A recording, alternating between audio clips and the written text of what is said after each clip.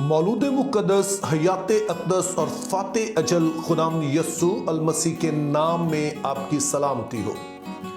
मैं आप सभी का दिल से शुक्रगुजार हूं, आप जो बड़ी बाकायदगी से इन वीडियोस को देखते हैं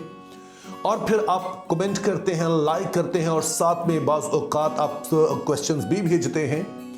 जब आप क्वेश्चंस भेजते हैं तो मैं सभी क्वेश्चंस के स्ट्रेट अवे आंसर नहीं कर सकता हूं। उसकी वजह ये होती है कि कुछ सीरीज होती है जो चल रही होती है, और अगर तो आपका सवाल उससे रिलेटेड हो तो मैं उसका उसी वक्त आंसर कर देता हूं, वरना मैं नोट कर रहा हूं और जैसे जैसे आगे हमारी मुख्तलिफ सीरीज आएंगी और उनके मुताबिक आपका क्वेश्चन होगा तो फिर मैं ज़रूर आपके उन सवालों के जवाब भी दूंगा।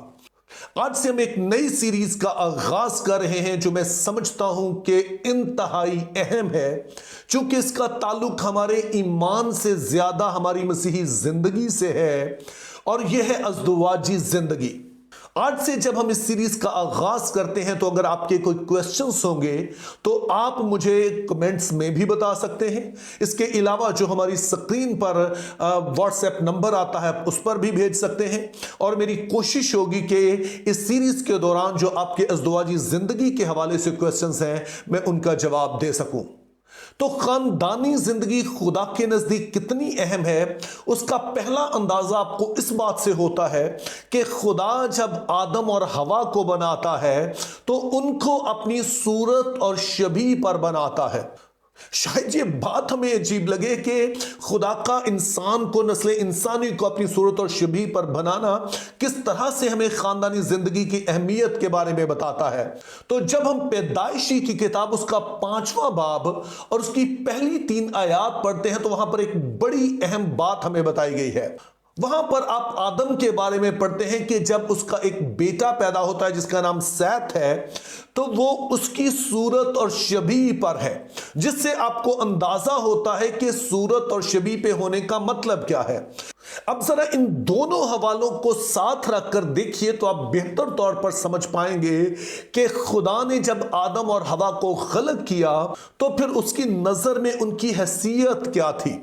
अगर सैत जो है वो आदम की सूरत और शबीह पर इसलिए है चूंकि वो उसका बेटा है, तो अगर आदम और हवा खुद खुदा की शबीह पर हैं, सूरत पर हैं, तो इससे भी यही मुराद है कि वो खुदा के बेटे और बेटी के तौर पर खलक किए गए, या दूसरे आसान लफ्जों में कहिए कि वो उसके खानदान के तौर पर जमीन पर रखे गए। लेकिन इसके साथ हमने ये बात भी याद रखनी है कि जब खुदा ने आदम और हवा को अपनी सूरत और शबीह पर बनाया तो अगला हिस्सा कहा गया ताकि वो जमीन पर इख्तियार रखें। तो इससे हमें 2 बातें पता चलती हैं। नंबर 1 तो हमें पता चलता है कि खुदा पूरी कायनात का खालिक और मालिक और बादशाह है, और फिर जब जमीन को बनाता है तो इसका जो इख्तियार है, इसकी जो बादशाही है, वो आदम और हवा के सुपुर्द करता है। लेकिन आदम और हवा की जो पहली हैसियत हमें बताई गई कि वो उसके खानदान की थी, वो उसके बेटे और बेटी की सी थी। सो आदम और हवा को खुदा जमीन पर अपने खानदान के तौर पर रखता है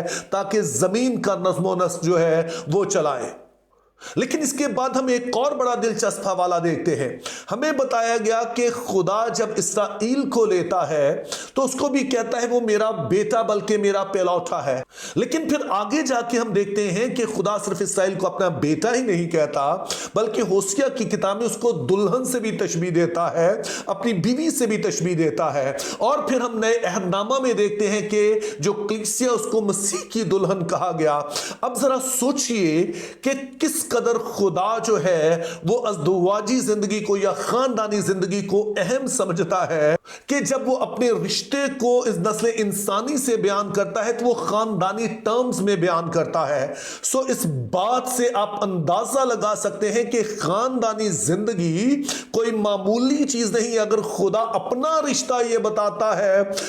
इस नस्ल इंसानी के साथ खानदानी जुबान में वो बयान करता है, तो फिर आप समझ लीजिए कि خاندانی زندگی خدا کی نظر میں انتہائی اہم ہے۔ لیکن یہ بات یہاں پر ختم نہیں ہوتی ہے، چونکہ ہم دیکھتے ہیں کہ جب خدا نے برکت کا ارادہ کیا تو خدا نے صرف ایک شخص سے برکت کا وعدہ نہیں کیا، بلکہ ہم دیکھتے ہیں کہ خدا نے جب پہلی برکت دی تو وہ صرف آدم کو نہیں بلکہ آدم اور ہوا کو دی، اور ان سے کہا کہ پھلو اور بڑھو اور زمین کو معمور و محکوم کرو۔ اسی طرح سے طوفان نوح کے بعد جب خدا برکت دیتا وہ صرف نوح کو برکت نہیں دیتا بلکہ اس کے خاندان کو پھر سے یہی برکت دیتا ہے کہ پھلو اور بڑھو اور زمین کو معمور و محکوم کرو۔ اور اسی طرح سے جب خدا ابراہام کو بلاتا ہے تو پھر سے صرف اسے برکت نہیں دیتا ہے، خدا صرف ابراہام کا نام تبدیل نہیں کرتا ہے بلکہ وہ ساری کا نام بھی تبدیل کر کے سارا رکھتا ہے، اور اس کے بعد ان سے کہتا ہے میں تیرے بعد تیری نسل کا خدا ہوں گا۔ یہاں پر پھر سے خدا ایک شخص کو نہیں بلاتا ہے بلکہ اس کے خاندان کو بلاتا ہے، اور پھر بعد میں جب اسرائیل کا ذکر ہوتا ہے تو صرف اسرائیل اسے نہیں کہا جاتا بلکہ بنی اسرائیل یعنی کہ the sons of Israel، اور پھر دوسرے الفاظ جو استعمال کیے گئے کہ اسرائیل کا گھرانہ۔ اس کے بعد جب خدا داؤد کے ساتھ عہد باندھتا ہے تو اسے کہتا میں تیرے گھر کو بنائے رکھوں گا، جس کا مطلب یہ ہے کہ جو تیری بادشاہی ہے آگے تیری نسلوں میں ٹرانسفر ہوگی۔ اور یسوع مسیح پھر دعویٰ کرتے ہیں کہ میں داؤد کی اصل اور نسل ہوں۔ اور پھر میرے عزیزوں غور کیجئے کہ جب یسوع مسیح نے خدا کے ساتھ ہمارا رشتہ بتایا تو ہمیں کہا کہ جب دعا کرو تو اے باپ کہہ کر دعا کرو۔ پھر یوحنا کی انجیل میں ہمیں بتایا گیا کہ جتنے مسیح کو قبول کرتے ہیں وہ انہیں خدا کے فرزند بننے کا حق بخشتا ہے۔ اور پھر جب خطوط پڑھتے ہیں تو پھر سے یہی جو خاندانی زبان ہے یہی استعمال کی گئی۔ مثال کے طور پر تیموتھیوس کو بتایا کہ جو بزرگ ہوں گے ان کو تو انہیں اپنا باپ اور ماں سمجھنا ہے، اسی طرح سے جو جوان مرد ہوں گے تو وہ بھائی ہیں، جو جوان عورتیں ہیں وہ تیری بہنیں ہیں، اور پھر اسی سے سمجھ سکتے ہیں کہ جو نوجوان ہیں وہ بیٹے بیٹیوں کی مانند ہیں۔ اور پھر جب مکاشفہ کی کتاب میں ہم پڑھتے ہیں تو ایک دفعہ پھر سے کلیسیا کو دلہن کہا گیا، اور جو کلیسیا کے لوگ ہیں جو یعنی کہ جو اس میں شامل لوگ ہیں ان کو کہا گیا کہ ان کی حیثیت جو ہوگی وہ بیٹے اور بیٹیوں کی ہوگی، اور اسی لیے وہ خدا کے گھر میں یعنی خدا کے حضور میں رہیں گے اور وہ اس کا چہرہ دیکھا کریں گے۔ یوں آپ دیکھتے ہیں کہ بائبل مقدس کی پہلی کتاب یعنی کہ جو پیدائش کی کتاب ہے وہاں سے لے کر کے جب انہیں صورت اور شبیہ پر بنایا گیا کہ جب اختتام ہوتا ہے بائبل مقدس کا مکاشفہ کی کتاب میں تو ایک ہی رشتہ ہے جو ڈومینیٹ کرتا ہے جس میں ہم خدا کے اور اپنے آپ کو بہتر سمجھ سکتے ہیں، وہ ہے خاندانی زندگی، وہ ہے جو ایک فیملی لائف ہے۔ اور خدا جب ہمیں اپنے ساتھ رشتہ بناتا ہے جو اس کی نظر میں سب سے اہم ہے وہ خاندانی زبان میں بتاتا ہے۔ سو میرے عزیزو اس بات کو سمجھیے کہ جس قدر سنجیدہ بائبل مقدس خاندانی زندگی کو لیتی ہے شاید ہی دنیا کی کسی اور قوم میں اس کو اتنا سنجیدہ لیا جاتا ہو۔